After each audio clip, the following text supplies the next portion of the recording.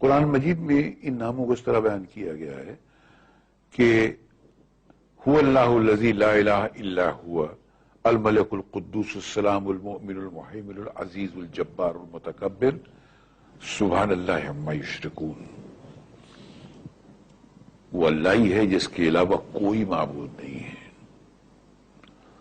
یہ لفظ ہمارے بھائیوں کو سمجھنا بہت ضروری ہے کہ دنیا میں عبادت، کسی کو ماننا، کسی سے کچھ مانگنا، کسی کے سامنے سر جھکانا، وہ صرف اللہ کے لیے ہے. یہ اللہ نے اپنے لیے مخصوص کر دیا ہے. تو آپ کوئی ایسا کام مت کیجئے عبادت کا جو کہ صرف اللہ کے لیے مخصوص ہے. اگر آپ نے کوئی ایسا کام کیا جو عبادت میں آپ اللہ کے لیے کرتے ہیں تو آپ اس کے ساتھ کسی کو شریک کرتے ہیں اور اسی کو شرک کہتے ہیں. تو کبھی مت کیجئے گا سر، کوئی کتنا بھی بڑا ہو.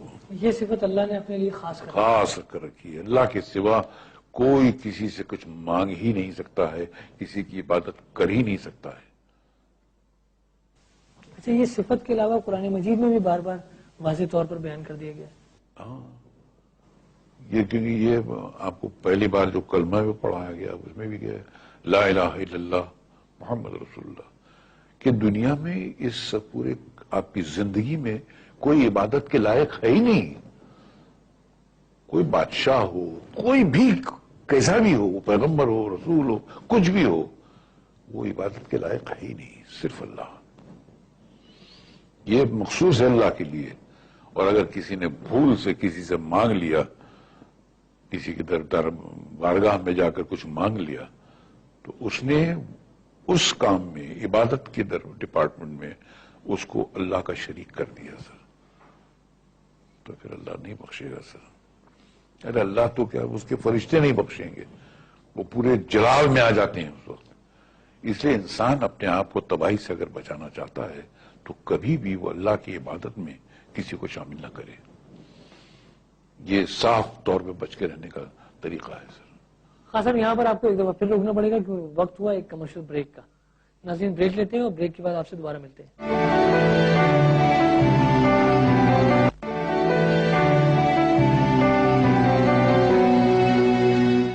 Welcome back.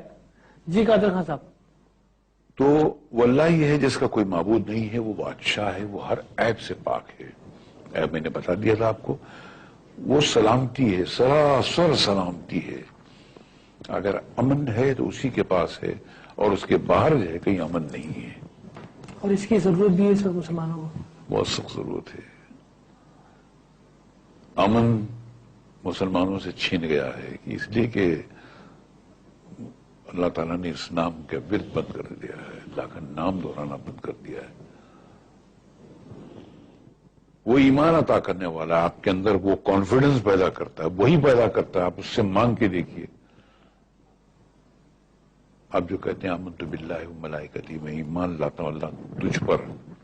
میں ایمان لاتا ہوں کیا مطلب؟ میں یہ سوچتے ہوئے تجھ سے کہتا ہوں کہ تو میرے سامنے ہے، اور ایسے کہنا چاہیے جیسے اللہ تعالیٰ دکھائی دے رہا ہو. اتنی کانفیڈنس کے ساتھ کہنا چاہیے.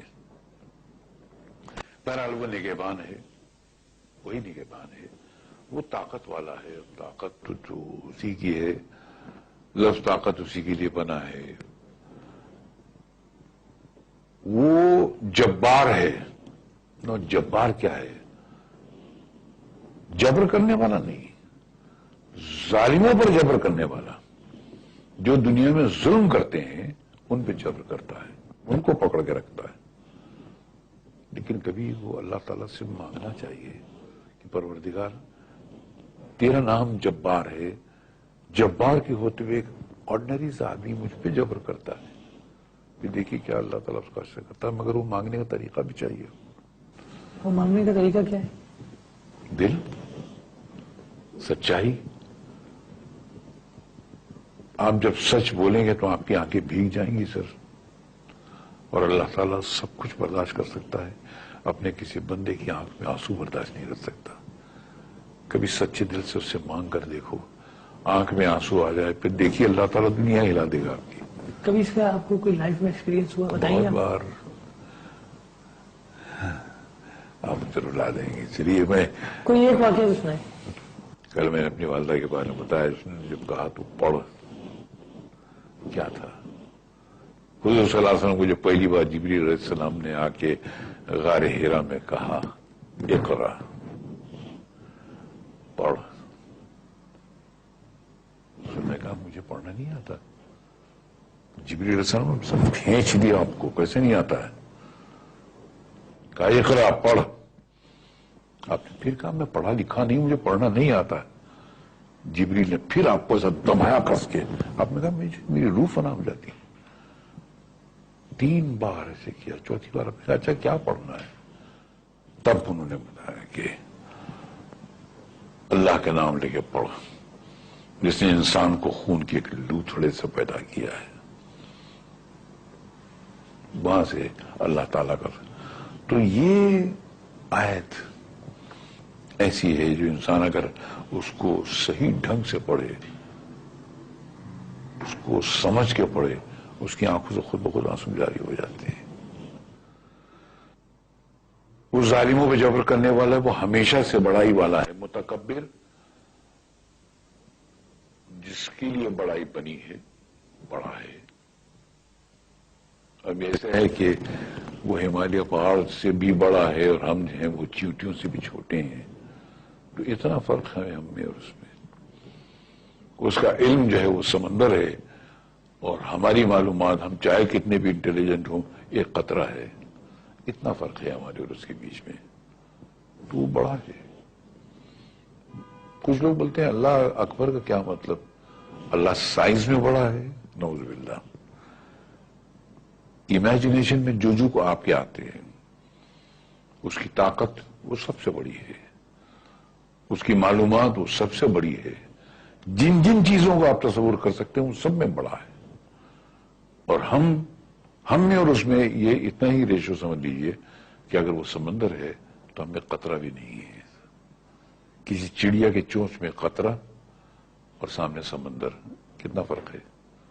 اس سے بھی کئی گنا زیادہ اللہ میں اور انسان میں فرق ہے. بہت ہی خوبصورت آپ نے یہ بات بیان کی ہے، لیکن وقت کی کیونکہ کمی ہے اور ہمیں یہاں پروگرام ختم کرنا پڑے گا.